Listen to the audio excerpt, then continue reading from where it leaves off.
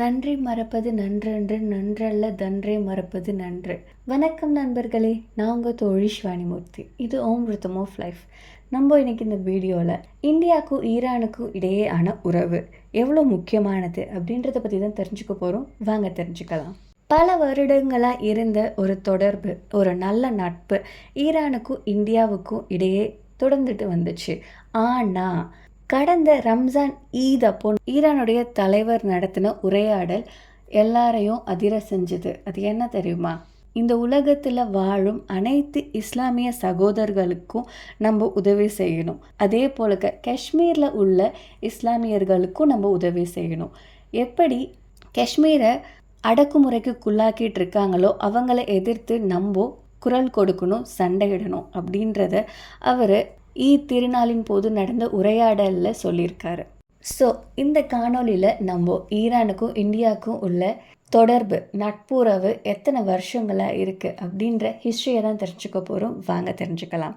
கிறிஸ்து பிறப்பதற்கு 3000 ஆண்டுகளுக்கு முன்னாடி ஈரானில் பல இடங்களில் ஹராப்பன் சிவிலைசேஷனில் யூஸ் பண்ணப்பட்ட காயின்ஸ் இருக்கு இல்லையா, அது கிடைச்சிருக்கு. இது என்ன சொல்லுது அப்படின்னா, ஈரானுக்கும் இந்தியாவுக்கும் இடையே வர்த்தக தொடர்பு நடந்திருக்கு.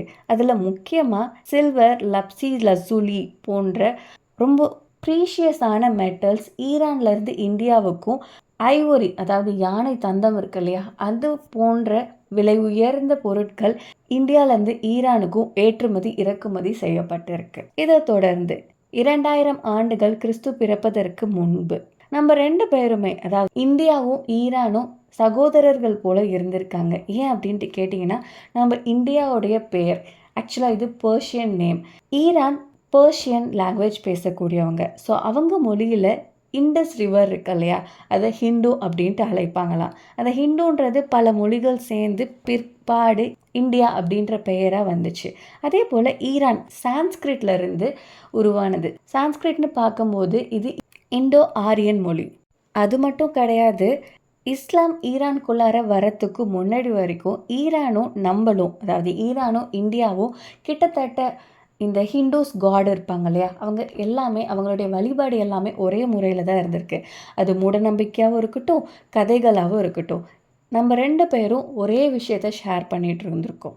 அடுத்து கிறிஸ்து பிறப்பதற்கு 500 ஆண்டுகளுக்கு முன்னாடி அக்காமேட் பேரரசு ஈரானை ஆட்சி பண்ணிட்டு வந்துச்சு. அங்கே மட்டும் கிடையாது, இந்தியாவிலையும் பல பகுதிகளை ஆட்சி பண்ணிட்டு இருந்தாங்க. முக்கியமானது பஞ்சாப். பல குறிப்புகள் எடுத்து பார்த்தீங்க அப்படின்னா, ஈரானுடைய மிலிட்ரி சப்போர்ட்டில் இந்தியன்ஸ் பல பேர் இருந்திருக்காங்க அப்படின்றதற்கு நிறைய அத்தாட்சி இருக்குது. கிறிஸ்து பிறப்பதற்கு 330 ஆண்டுகளுக்கு முன்னாடி அலெக்சாண்டர் அகாமெனேட் பேரரசை வீழ்த்தினார். இதை தொடர்ந்து அவர் படையெடுத்து வந்தது இந்தியா மேலக்க. ஈரானுக்கும் இந்தியாவுக்கும் வெறும் ட்ரேடு மட்டும் கிடையாது, நாலேஜ், போயம் போன்ற பல விஷயங்கள் இந்தியாவுக்கும் ஈரானுக்கும் இடையே பரிமாறப்பட்டிருக்கு. அதுபோல காபூல், கண்டஹார் மற்றும் சிஸ்டன் போன்ற ஈரானை சேர்ந்த பல பகுதிகள் இந்தியர்களுடைய ஆட்சிக்குள்ளாரையோ இந்தியர்களுடைய கட்டுப்பாட்டுக்குள்ளாரையோ இருந்திருக்கு. இதை தொடர்ந்து 650 அரேபியர்கள் ஈரானுக்குள்ளார ஊடுருவ ஆரம்பிச்சாங்க.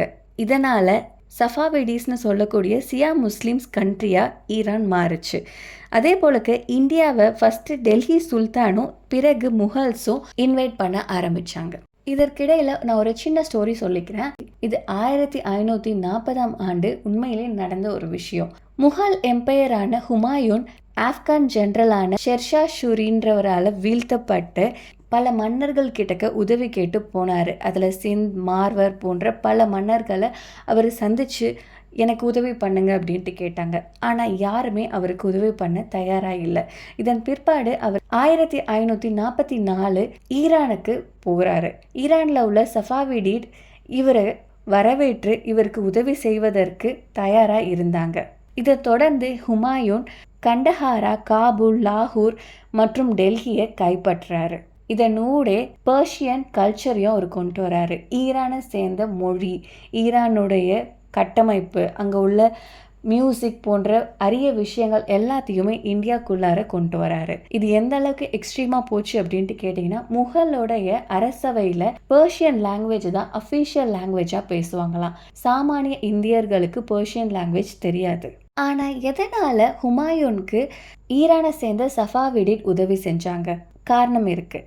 இந்தியாவுக்கும் ஈரானுக்கும் இடையே வேற்றுமையும் ஒற்றுமையும் இருந்தாலும் அவங்கக்குள்ளார உள்ள ஒரு மிகப்பெரிய ஒற்றுமை எனிமி. ஆமாம், உஸ்பெகிஸ்தானை ஆட்சி பண்ணிட்டு இருந்த தெற்குல உள்ள ஓட்டோமேன் இந்தியாவுக்கும் ஈரானுக்கும் உள்ள பொதுவான எதிரிகளாக இருந்தாங்க. இப்படியே இவங்களுக்குள்ளார நல் உறவு போயிட்டு இருக்கும் போது தான் பிரிட்டிஷ் நம்ம நாடுகளை ஆக்கிரமிப்பு பண்ண ஆரம்பிச்சாங்க. இதன் விளைவு ஈரானுக்கும் இந்தியாவுக்கும் உள்ள தொடர்பு முழுமையாக வெட்டப்பட்டுச்சு. எப்படியோ முதல் உலக போரின் போது பிரிட்டிஷோட பிடியிலிருந்து ஈரான் தப்பிச்சிடுச்சு. ஆனால் இந்தியாவுக்கு இரண்டாம் உலக போர் வரைக்கும் பிரிட்டிஷோடைய ஆட்சிக்குள்ளார போகிறது கட்டாயமாகிடுச்சு. இதற்கு பிறகு இந்தியா பாகிஸ்தான் அப்படின்ற பார்ட்டிஷன் நடந்துச்சு. இதை தொடர்ந்து இஸ்லாமிய நாடான பாகிஸ்தானுக்கு ஈரான் டைரக்டாக ஹெல்ப் பண்ண ஆரம்பித்தாங்க. அவங்களுக்குள்ளார தொடர்பும் வந்துச்சு. பாகிஸ்தான் இந்தியா மேலக்க தாக்குதல் நடத்தின 2 போருக்கு ஈரான் உதவி பண்ணுச்சு. மறுபக்கம் இந்தியா ரஷ்யாவோட கை கொடுக்குச்சு. என்னதான் ஈரான் பாகிஸ்தானோட சேர்ந்து இருந்தாலும் இந்தியாவுடைய வளர்ச்சி யாருக்கு தான் பொச்சரிப்பு பொறாமல் இல்லாமல் இருக்கும். ஆனால் ஈரானுக்கு இந்தியா மேலக்க ஒரு வசீகரம் வந்துச்சுன்னு சொல்லலாம். 1970களின் போது ஈரானை ஆட்சி பண்ணிட்டு இருந்த ஷா என்பவர் அப்போது இந்தியாவுடைய பிரதம மந்திரியாக இருந்த இந்திரா காந்தியை அழைச்சு நம்மளுக்குள்ளார வர்த்தக தொடர்பை ஆரம்பிக்கலாம் அப்படின்ற ஒரு கோரிக்கையை வைக்கிறாரு. இதற்கு பிறகு இந்தியாவுக்கும் ஈரானுக்கும் இடையே பல தொடர்புகள் போயிட்டுருக்கு. பேரலாக நம்ம ஆயில் அவங்கள்ட்ட இருந்து வாங்குறதும் அவங்களுக்கு நம்ம கிட்டக்க வர்த்தகம் செய்கிறதுக்கும் நமக்கு அவங்கள தாண்டி ஏஷியாவுக்குள்ளார போகிறதுக்கு ஏஷியாவுக்குள்ளார ஆக்சஸ் பண்ணுறதுக்கு இவங்க ஒரு வழித்தடமாக இருந்திருக்காங்க. இல்லை அப்படின்னா நம்ம பாகிஸ்தான் வழியாக தான் நம்மளுடைய தொடர்பை பல நாடுகள் கூட பண்ண வேண்டியதாக இருந்திருக்கும். இதன் பிற்பாடு மீண்டும் இந்தியாவும் ஈரானும் ஒன்று சேர்ந்தாங்க. எப்போ அப்படின்னா 1990 ஆப்கானிஸ்தானை எதிர்த்து ஒரு மிகப்பெரிய போர் நடந்துச்சு. எதற்காக அப்படின்ட்டு கேட்டிங்கன்னா, பாகிஸ்தானால் வளர்க்கப்பட்ட தாலிபான் இந்தியாவுக்கும் ஈரானுக்கும் ஒரு மிகப்பெரிய பேரழிவாக காட்சி தந்துச்சு. ஸோ இவங்களை எதிர்த்து போரிடுவதற்காக இந்தியாவும் ஈரானும் மீண்டும் போர்க்களத்தில் ஒன்று சேர்ந்தாங்க. இப்போது இஸ்ரேலுக்கும் ஈரானுக்கும் இடையே போர் நடந்துட்டுருக்கு. இந்த நிலையில் இந்தியாவுக்கு இஸ்ரேலும் தேவை, ஈரானும் தேவை. அதனால் இந்தியா யாருக்கு சப்போர்ட் பண்ண போகுது அப்படின்றத தாண்டி நியூட்ரலாக இருக்கிறது பெட்டராக இருக்கும். அப்படி தான் இருக்காங்க. லெட்ஸ் சீ என்ன நடக்குது அப்படின்றத. நான் உங்கள் தோழி சிவானிமூர்த்தி. இதுவும் ரிதம் ஆஃப் லைஃப். நன்றி, வணக்கம், வாழ்க வளமுடன், ஜெய் ஹிந்த்.